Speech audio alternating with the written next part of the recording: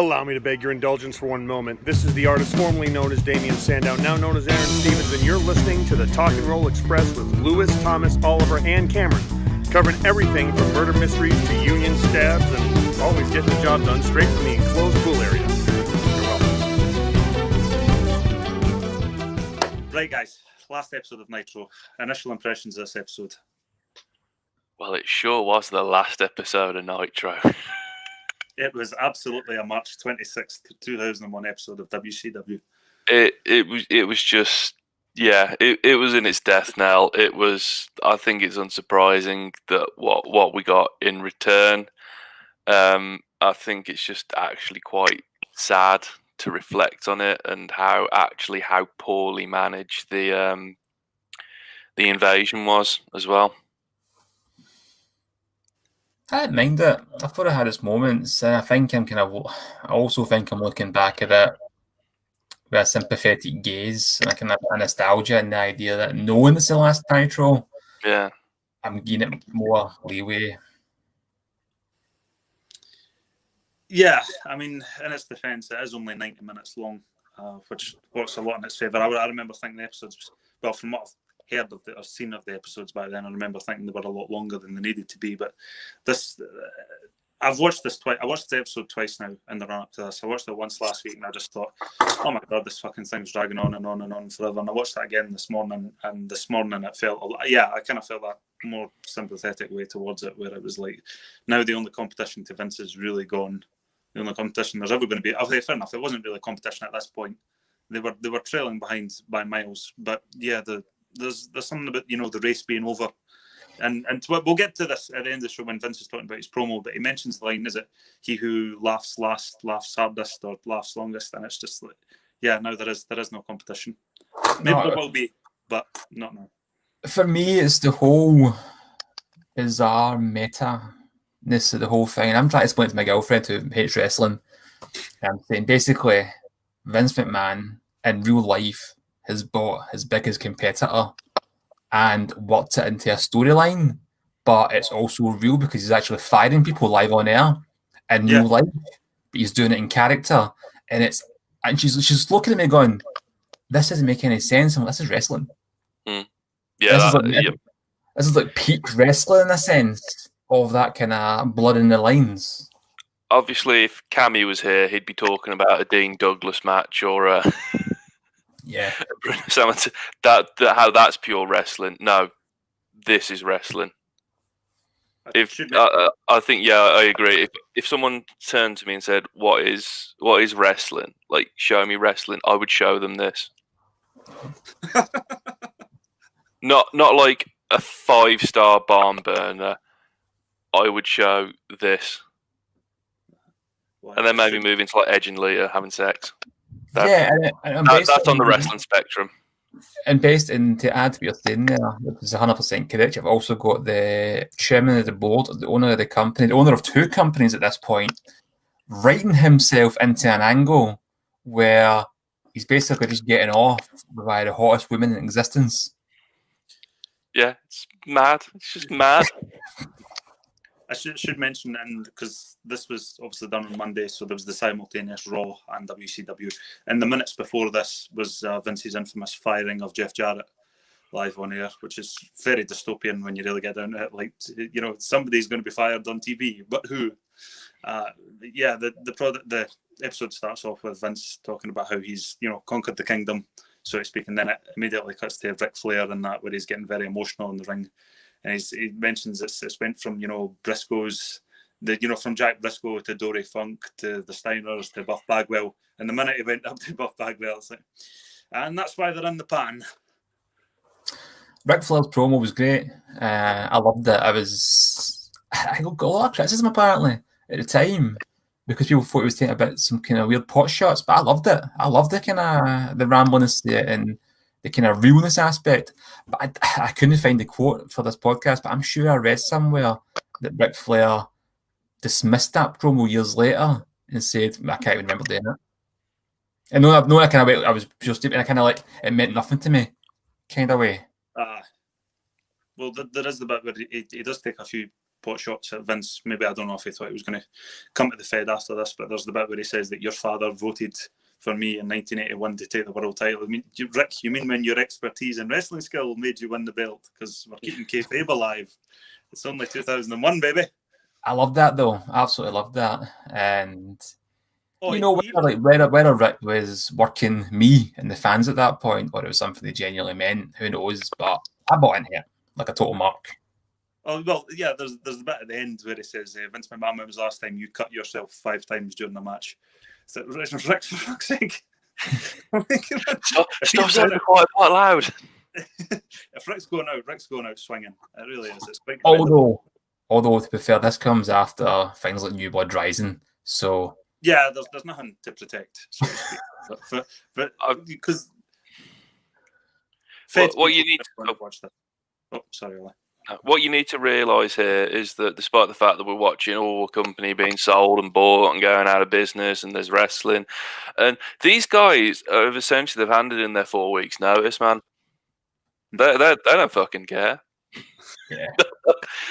They'll show up on TV and tell kids that A, this isn't fucking real, and B, who the fuck do you think brings you presents at Christmas?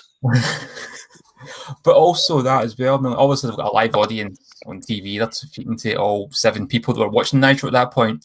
They do have a pretty stacked house. It's because they were giving away free beer, and it was so you've got thousands of people absolutely smashed that have turned up just for a party. Probably have no idea who Ric Flair is. And Ric Flair's talking about voting champions and cutting himself on that, and they're just going, "Whoa, beer!"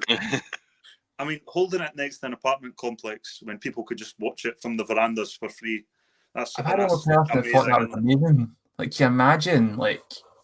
You buy a new apartment and you get a free WCW show to go along with it. That's outstanding. No, that's the last show. You think to yourself, this is great. I'm going to enjoy this. Next week comes. What happened to that? I reckon you can get a good 10, 15 grand off the asking price.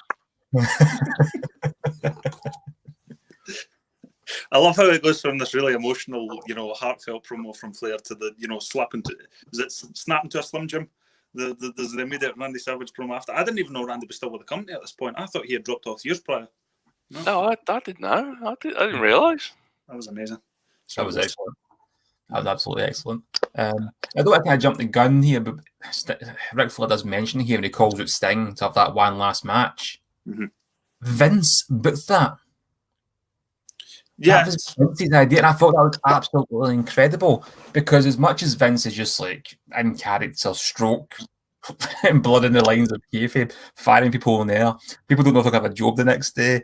It's all that crazy. The fact that he actually went, right, I want Sting and Ric Flair to be the last match out of respect, just shows you how complex a man Vince really is. Well, Sting and Flair, I mean, Clash of Champions, Great American Bash, and it was the main event of the first ever Nitro. So to have the first Nitro and the last Nitro have the same main event in the end. There's a nice, beautiful symmetry to it. It does, and people say things like Vince hasn't a clue what happens outside WWE land.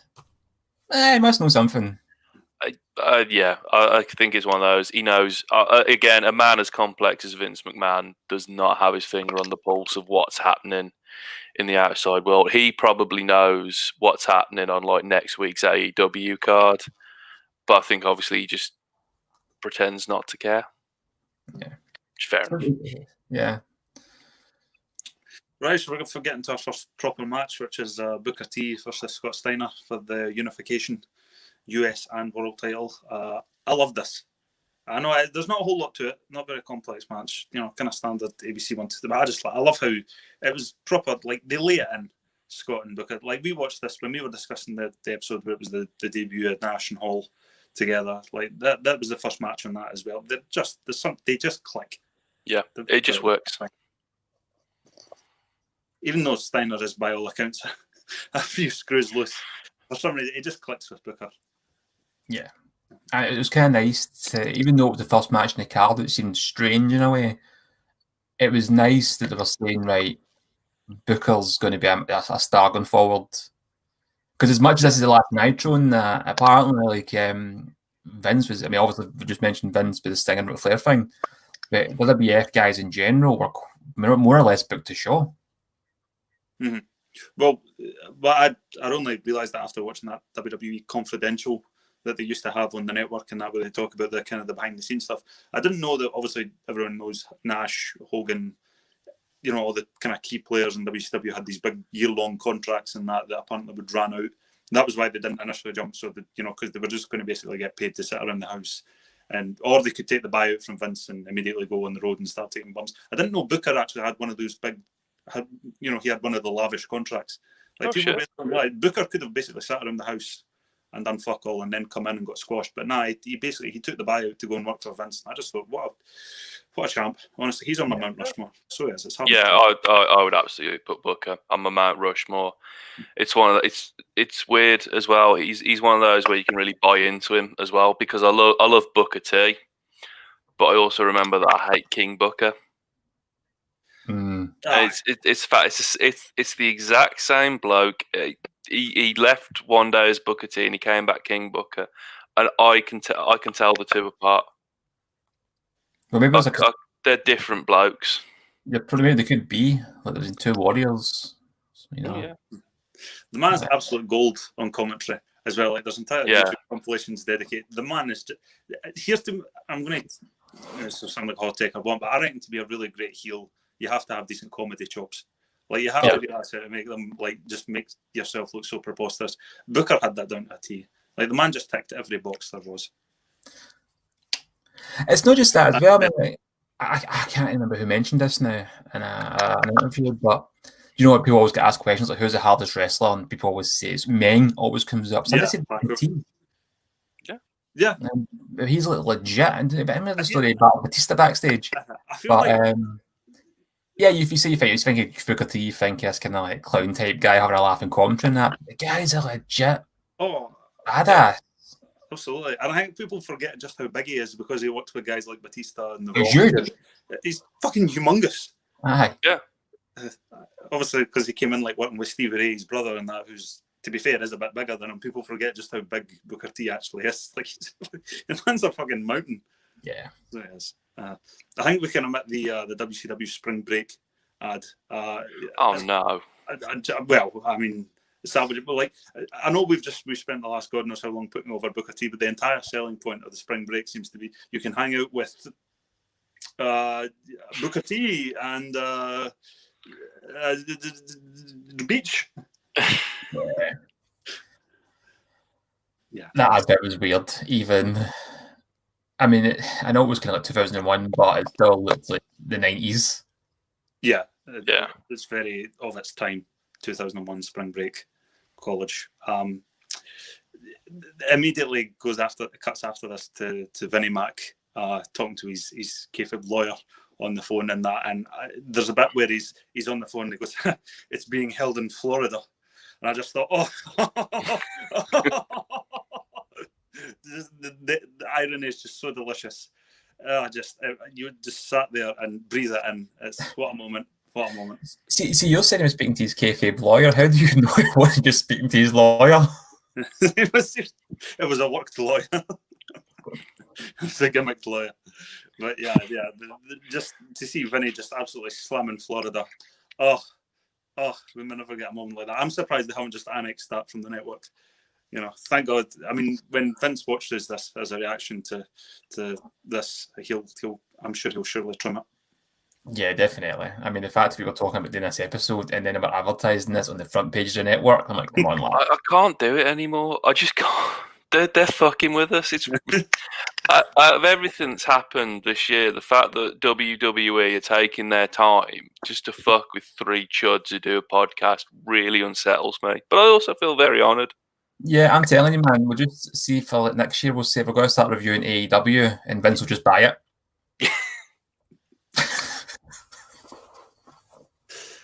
We need to like lathe Dennis Rodman appearing on Raw into life.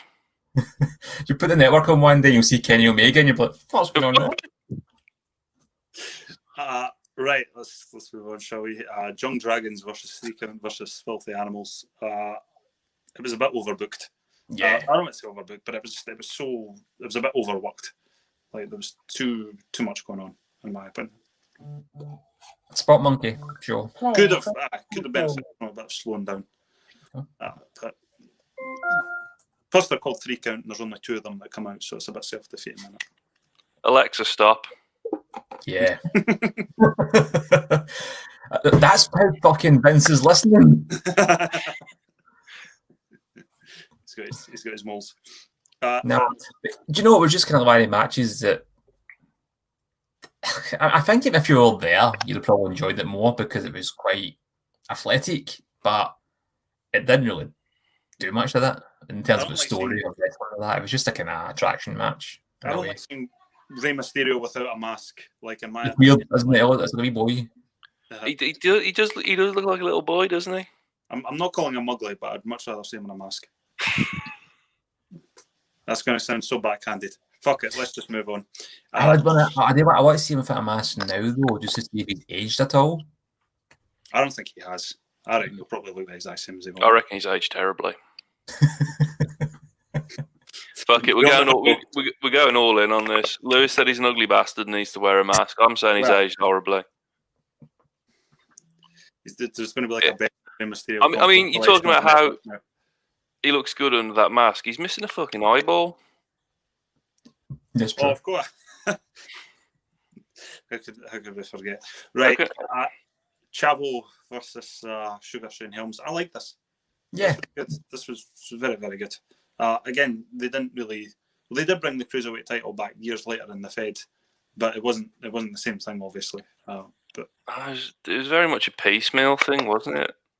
And they had quite a good cruiserweight division as well. The cruiserweight division in WCW was one of its star attractions. Yeah. Like you had your NWO and stuff, but like the story and people kind of getting eyeballs in. But as far as wrestling was concerned, it was the cruiserweight that was for the wrestling fans. Yeah. I don't think there's even that much. Again, it's very, very competent, so there's not a whole lot to nitpick in that. But I mean, I'm more of a Gregory Helms kind of guy, so the Shane Helms fella is not my cup of tea. His finisher was just—it looks absolutely devastating. The vertebrae are like there's some. I tensed up seeing Chavo. I was like, oh fuck, he's going to land on his head. No, he doesn't. He obviously bends his head and lands on his shoulders, but it still looks fucking. It looks too devastating for the Hurricane. You know, I never think I'm not going to say Chavo should be like world champion and like main event in WrestleMania and stuff, but the guy was a lot better than he was giving credit for. Yeah, I think cynically as well, they could have run with Eddie dying and given Chavo a push as well. You would assume that's what they would have done, but it's weird because he's always very much a mid-card wrestler. Yeah. But he had some really good matches. There's a story Chavo Guerrero told. I said that like I was talking to him in I was going to say the pub, but that's not even open. But there's a story Chavo Guerrero mentioned in a podcast, and he was saying I think it was him and Ray had a match in Mexico in a house show, and they just totally tore the house down. Like the place was going crazy. And they went backstage, and all the boys were furious because they had to go after them, and not even a competitive kind of like, oh, you bastard type thing. It was like a kind of like, that's what you order. That's fucked up. Which is nuts. It seems to be like the only place they'll punish you for doing your job. Yeah, it's one of those, and surely off the back of that, you should be like, well, fuck, maybe you should be closing the show. Yeah, like Triple H, I think it was the first NXT takeover, or one of the first ones anyway. It was the night before Mania, and it was like this incredible, like 6-star show. And he went into the locker room and was like this, you bastards, how are we supposed to follow that tomorrow? Because obviously Triple H was wrestling. And they're all kind of like laughing and stuff and that. But you can see he was loving the competition in that. He was really loving it. He was making the main roster up their game here. To hear that at a house show, you're kind of like, oh, come on, lads. Yeah, it's a house show. Who's going to fucking... No one's going to see it. Nah. Mm-hmm.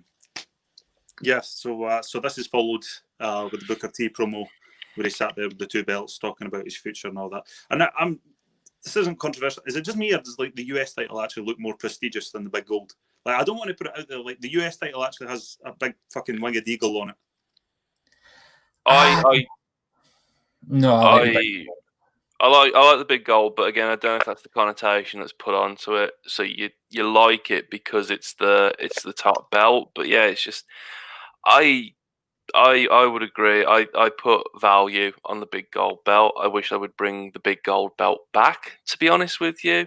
But yeah, it's just the fact that it's the big gold belt, and yeah, I agree. The US title does look a bit more. There's a lot more going on, like with the But ego. again, is that just a case of there's just more going on, so it just you perceive it to be? I don't know, man. There's something so iconic looking about that belt. Like It is. It really. And yeah, I've put a lot of value on the US belt as well. But yeah, it's weird. It's a good looking belt. Yeah. I'd say it looks better than the big gold belt, and that's where I'd leave it, to be honest. I think the big gold belt, like the original, like the WCW title that they had back in 1991, 1992, where it was like the blue kind of the globe in the middle of it. Like I think that's a much better looking version of the WCW title. Hot take. Really? Yeah, I much prefer the Ron Simmons Sting one. I need to go back and compare them now, but I just have always had such an admiration for that big gold belt. I don't know what it is. I think it's just the simplicity of the design. There's not a lot happening in it until you see it close up and see a wee detail in that. But just at a glance, it just looks prestigious. It's big and it's gold, so It's big and it's gold, aye. Just the simplicity is key. It's like my favourite wrestler. Right, so following this, we'll get Team Canada versus Palumbo and O'Hare. I would much prefer this had just been Mike Awesome versus Sean O'Hare. Like, I would much prefer to see the battle of the two big men. I'm not saying, listen, Lance Storm does not take anything away from a match. If anything, he helps it. But there's not a whole lot to. Do you know, I agree. I mean, I like this match, but again, it was just too much going on that it could have been a lot more focused. And again, nothing against Lance Storm or that or anybody else, but cut a wee bit off of it, and it could have been more streamlined.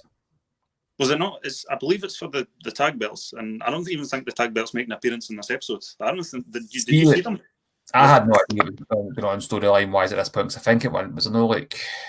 No, that was Halloween Havoc, wasn't it? It was two different tag champions. I don't even know anymore. There's too many belts in WCW. Yeah. The hardcore title was not at this event, thank God. I think the hardcore title had been retired at this point. I think Meng actually left with it to go back to the Fed. They just took it. No one bothered to ask for it back. Like, who the fuck is going to Haku? Let's have the belt back. Come on now. Now, Haku, now. This is followed immediately with Sean Stasiak versus Bam Bam Bigelow. Poor Bam Bam. I mean, I think this was actually his last appearance on American TV. Like, because he didn't come back at any point during the E years, did he? When was he passed away? Like 2007. He must have. He was on the ECW reboot, wasn't he? No, I don't think so. No, I'm sure this was his last appearance before the big man went. Oh, surely not. I think he did some stuff in Japan before he died, but other than that, no, I can't. I don't know. You know what? I'm going to be completely honest. I don't know if I'm confusing him with actually being on TV and the fact I think he was SmackDown versus Raw. Yeah, you're confusing. He was one of the. Yeah. I was like, I sure remember a few Bam Bam Bigelow matches in the mid 2000s. It's like probably because I was making them happen. It wasn't him.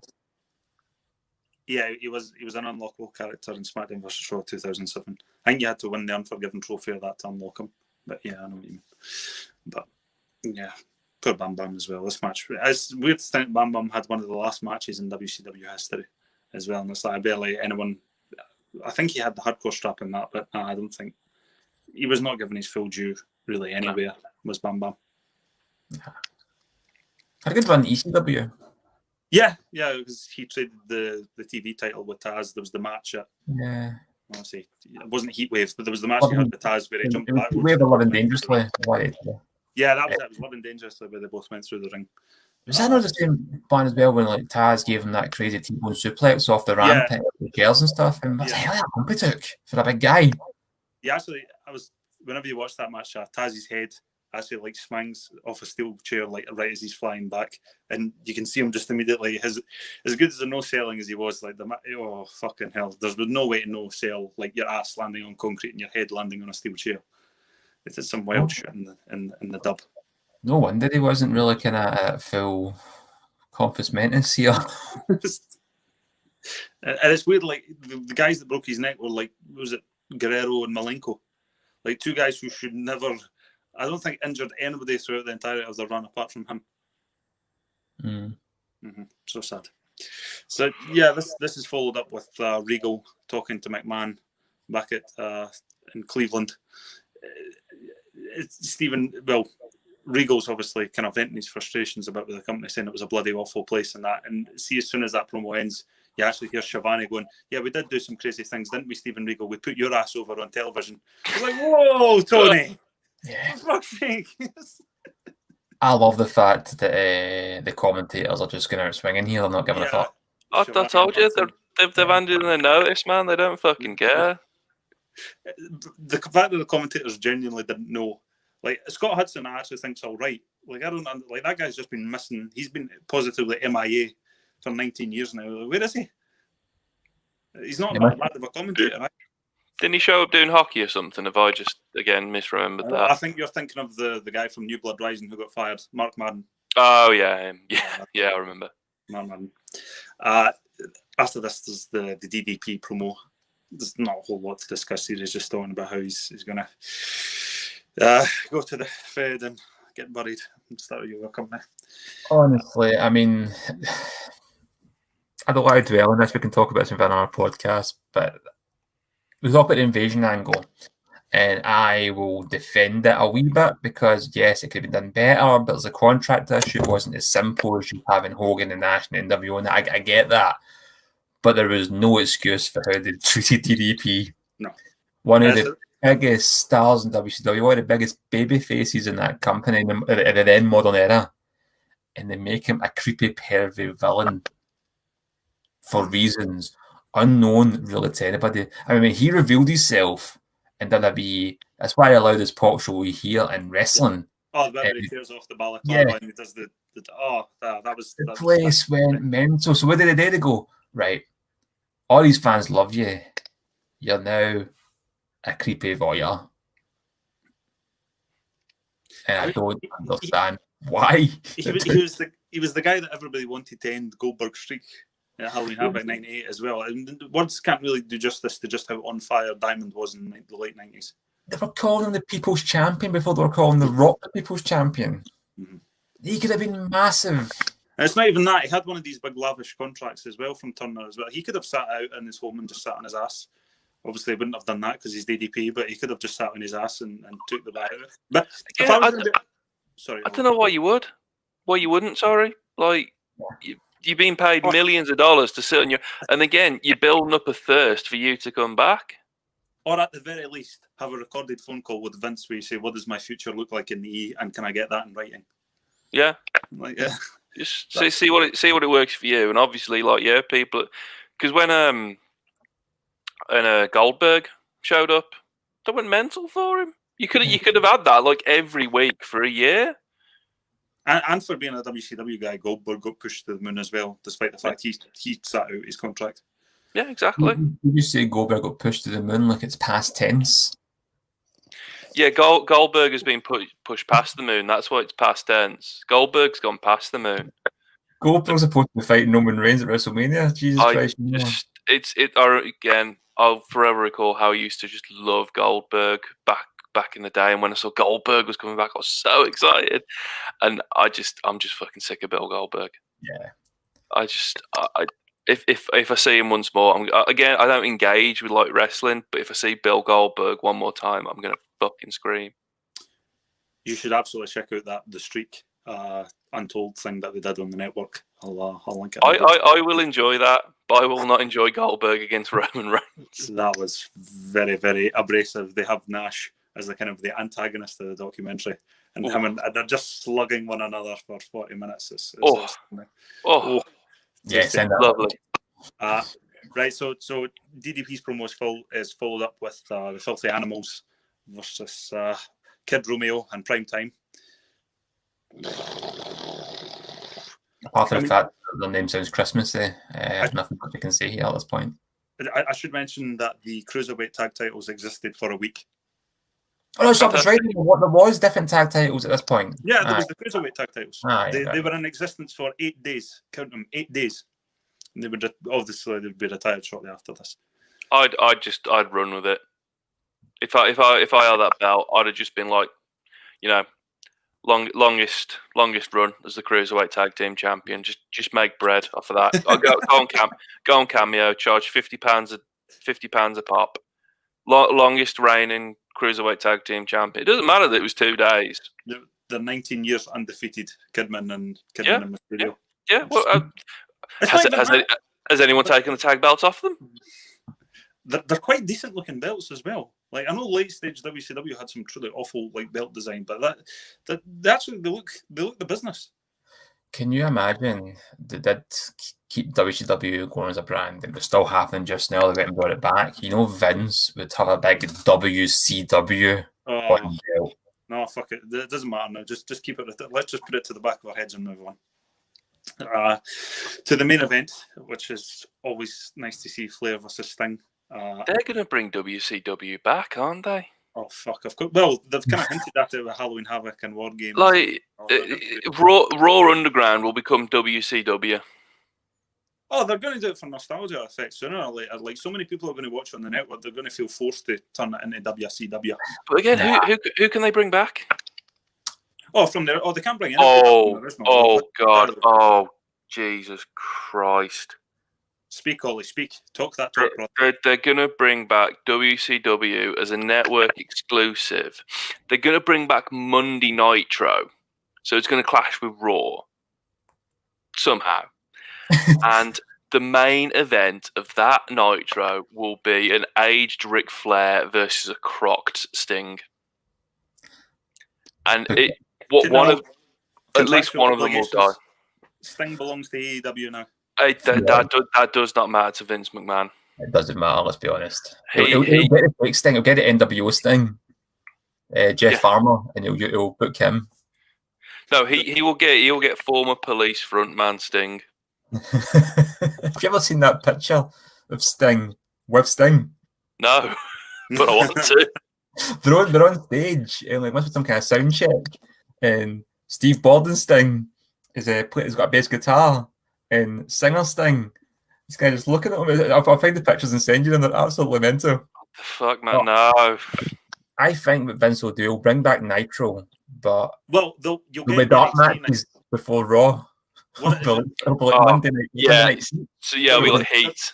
They're going to slowly convert NXT into WCW. They're not going to use the WCW name, but it's going to be like NXT Nitro, NXT Fall Brawl, NXT Bash at the Beach, NXT Halloween Havoc, NXT War Games. I'm not against that. I don't disagree with that. To be honest, I think NXT Starrcade. That's Starrcade already. But have they done Starrcade? They've done Starrcade. It was a house show. Oh. They had a house show and called it Starrcade. I don't hate that. No, I don't like that, to be honest. Yeah. Did they bring back the Big Pumpkin for Halloween Havoc? Did anybody watch Halloween Havoc? I watched it. It was great. They had the spin the wheel, make the deal. Did they have the Big Pumpkin? Yeah. Actually, I think I did. Yeah, but it was a good event. It's a very good event. I'd recommend it. I mean, I really enjoyed the bare bones nature of NXT in your house. Yeah. So I think it's one of those. Obviously, talk about like forced nostalgia in wrestling and blah blah blah blah blah blah. It's bad, but I'd go for it. See, I've kind of flip flopped on NXT in your house. Like when I watched it, I thought, look at how small they are. They're like ant wrestlers, and now I've went back to it a couple of days ago, and it takes a few minutes to get adjusted to the kind of the smaller scale. But now I've actually sat there and watched them. Like this is outstanding. It was great. It was because obviously I don't watch the modern product. I know NXT is good, but I don't engage with it. And I was like, fuck, this was great, man. Like that six woman tag match was just fantastic. And again, like I said, I'm used to an evening gown match, and the fact that you were having a legit fucking brawl was fantastic. Watch Takeover or Halloween Havoc. Watch one of the kind of more recent big events because they've got the Thunderdome, and they've also got like wrestlers pretending to be the crowd, and it adds a really interesting underground dynamic atmosphere. It's really well done. It's great. I don't like the Thunderdome. Really, I love it. It really puts me off, like having everyone on a screen. I'd rather have like a bare bones arena than loads of fucking like. Watch the NXT thing, and I think you'll like that. How it's Okay. done. I went back and actually listened to that review that we did of NXT in your house, and I was like, I said some really, really horrible stuff about Karen Cross. You did. At the same time, and then I went and followed him on Instagram. And I'm like, you're quite cool. Like, I don't know why I was such a dick to you for no reason. Apologies, Mr. Karen Cross. But yeah, Flair versus Sting. Great stuff. It's always going to be great stuff with Flair versus Sting, despite the fact that I think Flair was 51 at this point and Sting was 41. So yeah, they just worked. Yeah, Ric Flair is younger at this point than Goldberg is now.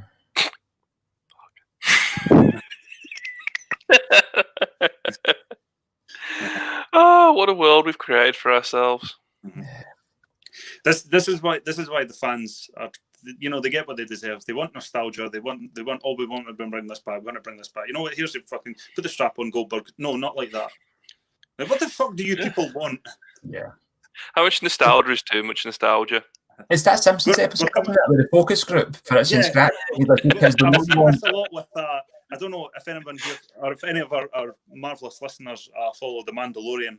If they've been watching The Mandalorian season 2, there's a thing in the last episode that borders the line of too much nostalgia, and there's been a lot of discourse on it on Twitter as of recently. But I was absolutely thinking of that Simpsons moment where it's like, you want a show that's completely stripped down but completely off the wall with flying aliens and whatnot. You want us to put over all the younger talent and focus on the wrestling, but also bring back all the older guys you remember from your childhood, but you want them the age they were then and not the age they are now.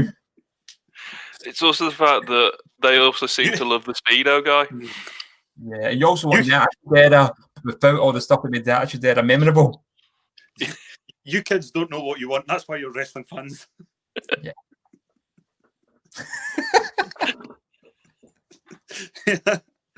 Yeah, but anyway, Sting versus Flair. This was pretty good.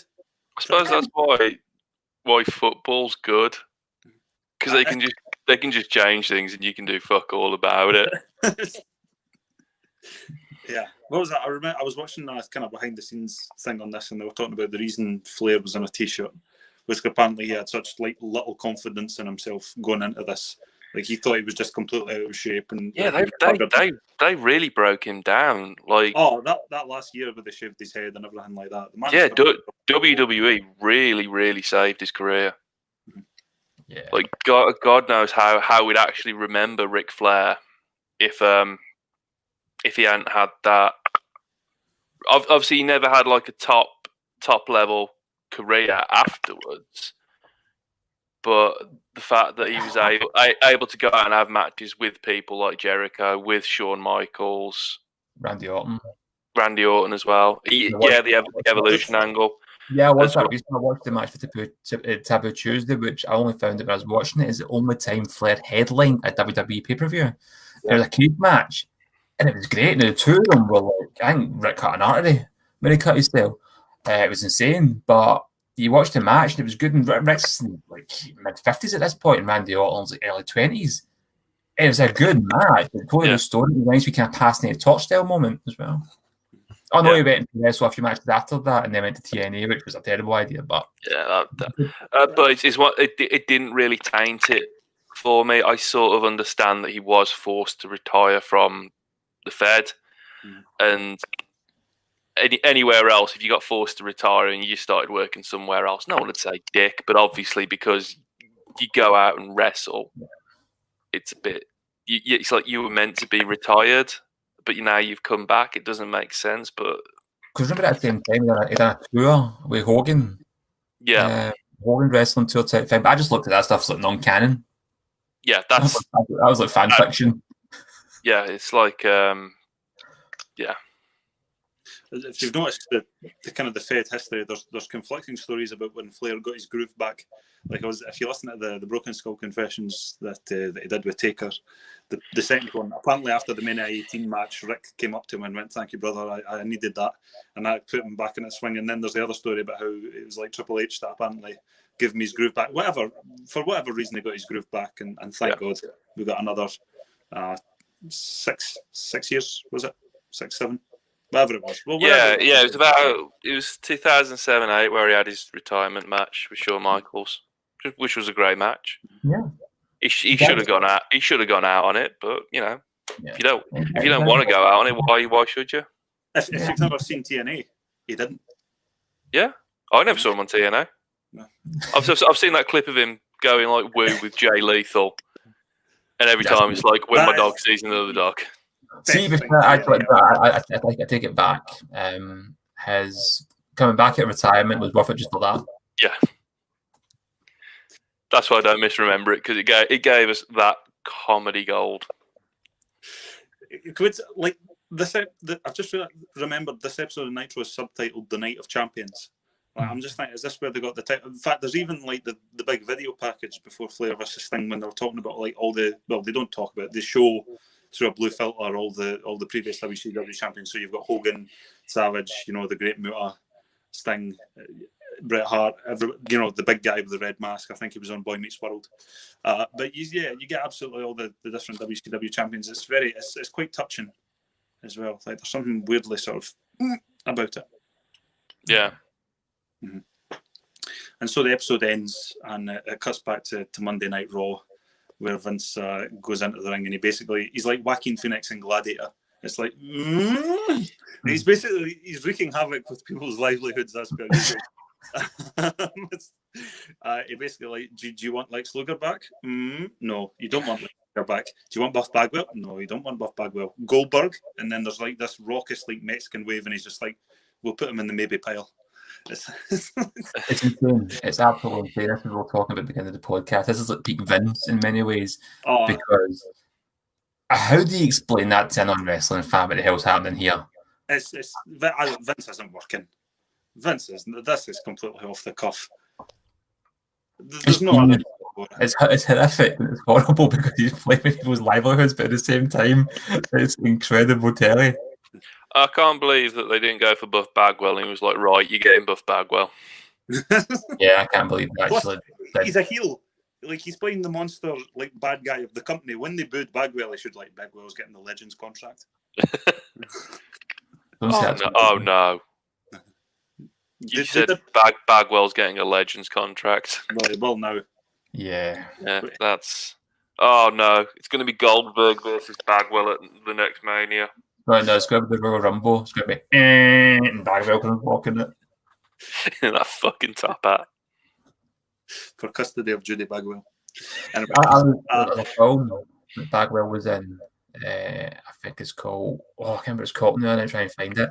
It's some, like, pseudo-soft porn. I was about to say, in fact, like... Where did you watch that, Thomas? Don't lump me into this one, son. This is all on him. See what you started.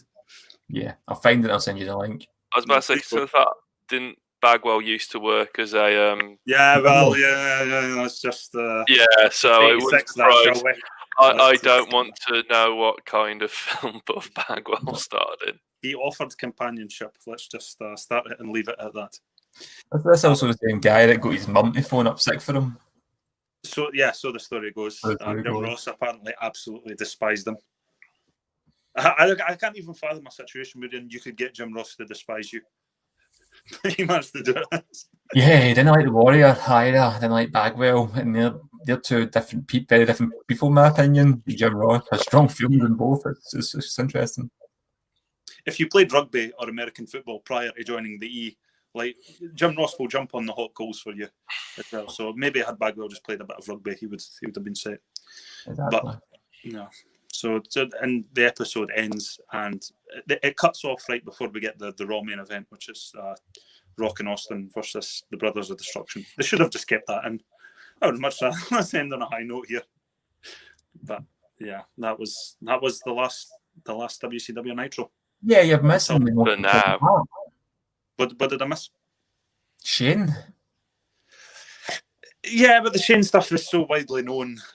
I know, but it was so well done though, because I remember watching it at the time and not having a clue what was happening, because this is like 2001. I've not got the internet or anything. I'm relying on Power Slam and things like that, like wrestling news. I wasn't buying that at the time, and then Shane comes out and he's bought WCW, and I'm sitting watching this going, I don't even know it's a work anymore. Does Shane actually own WCW? The thing that absolutely, sells that to fuck is Vince's reaction when Shane delivers the thing, the name on the contract does say McMahon, and then Vince just his head tilts forward like a shark. His head tilts backwards, and And also, he couldn't just give WCW the last hurrah. No, no. Vince was not going to let this thing go out on a high note, was he? Yeah. I'm surprised you didn't have the most shite main event. Like he got back like Glacier to go up against the fucking gobbledygook or something. Yeah. He mentions Luger. I was wondering actually, did Luger still work for the company? Like, I don't remember any sign. There was no sign of Luger at New Blood Rising, was there? So it couldn't have been. No. But I mean, see if anybody is really upset about WCW having been gone and then buried for the last 20 years, it still lives on in AEW if you want to watch that. Yeah. You can watch Tony Schiavone, Jim Ross on commentary. You can see Sting in action. Yeah, it's never ever going to truly go away. WCW, it'll always be referenced. They'll continue to make money off the tapes. Truth be told, in the space of how active was WCW for? 11 years. Yeah, I mean, it was for a long time. You think about it. I mean, obviously, it's got the NWA lineage before that, Jim Crockett and things. But in terms of a brand and its own Ted Turner, WCW wasn't about for long. And I mean, I bought this T-shirt recently, in the last week. That isn't one I've had for years. I bought this recently because I was on the website. I wanted this hat. The postage is quite expensive, so I'm like, I need to buy some other stuff to kind of justify it. And this was on sale.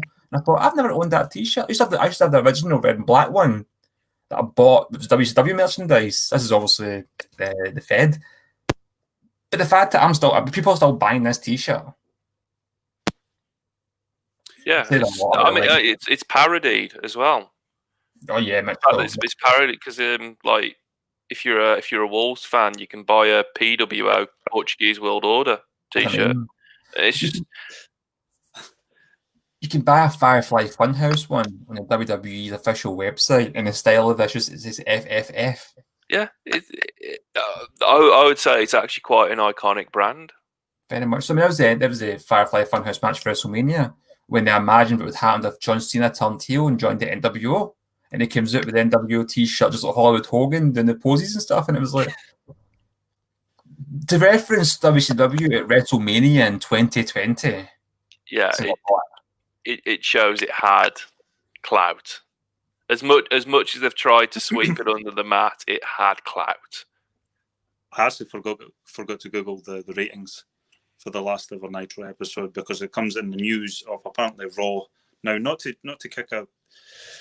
beat a dead horse or whatever, but apparently the ratings for the last episode of Raw were not spectacular, and now the USA Network is coming for a more adult form of television. So I am terrified. Time is I am absolutely terrified.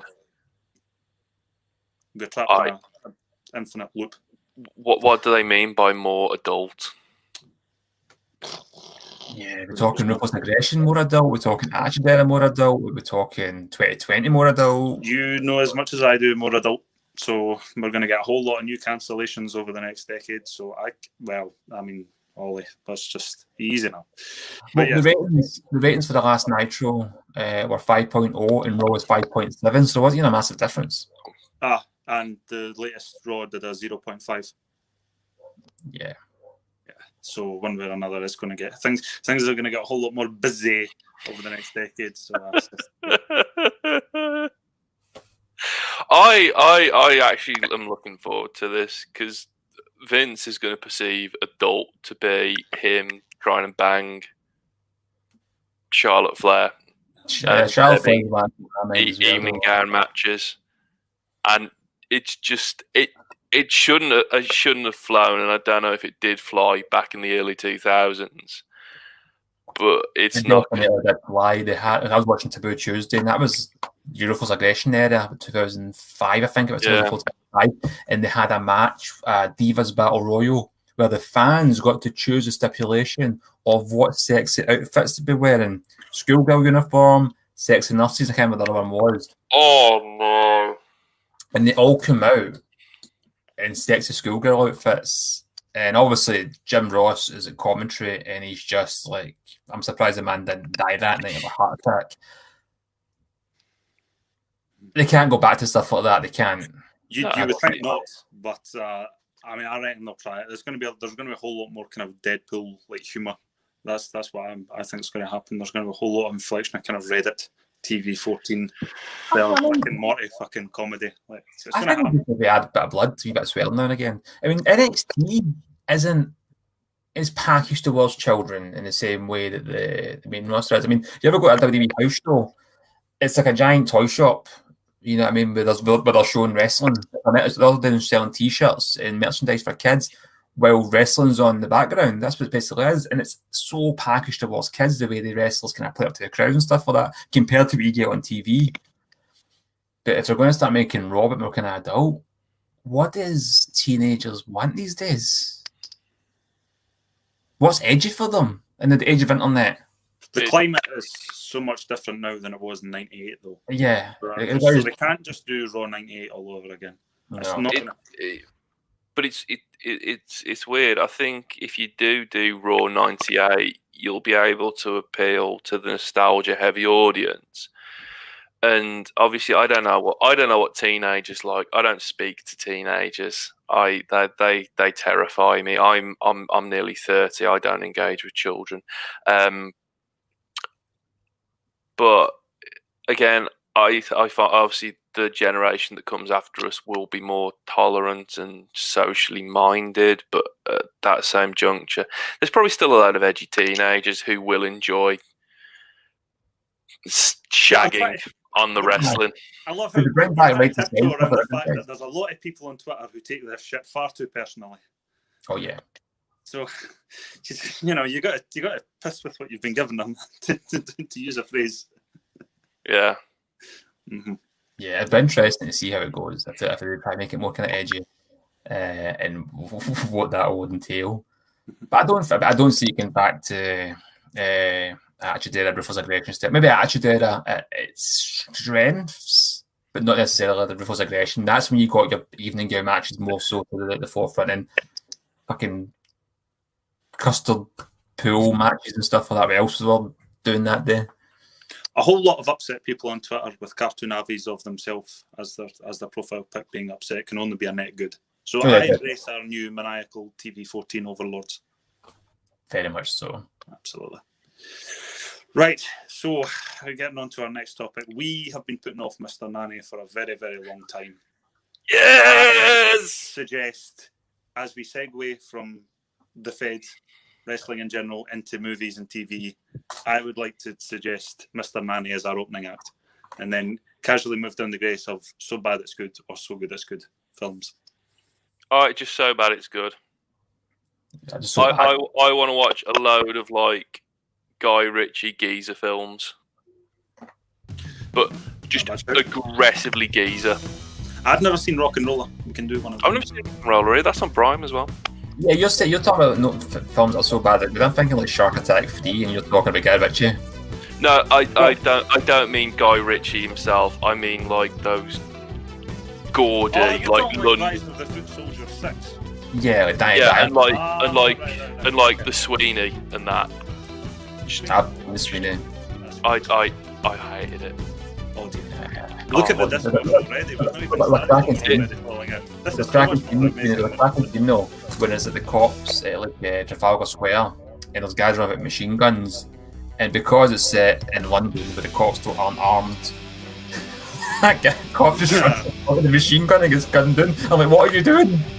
What the fuck are you doing? The movie was ruined for me when I saw Ray Winston fucking. It had that Maverick guy in it as well. Whatever happened to him? Plan B. I don't know. He was massive at that point.